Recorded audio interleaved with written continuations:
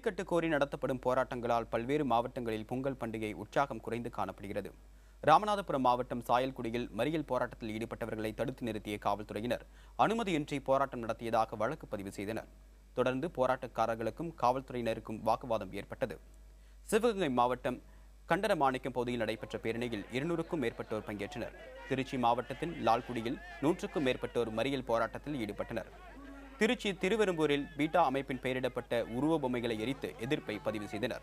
மேலும் ஸ்ரீரங்கம், சோமரசம்பேட்டை, சூரியூர், நாவல்பட்டு, உத்தமசீலி என பல கிராமங்களில் மக்கள் போராட்டத்தில் ஈடுபட்டனர். இதேபோல புதுக்கோட்டை பழைய பேருந்து நிலையத்தில் கருப்பு கொடி ஏந்தியவாறு ஜல்லிக்கட்டு ஆர்வலர்கள் போராட்டத்தில் ஈடுபட்டனர்.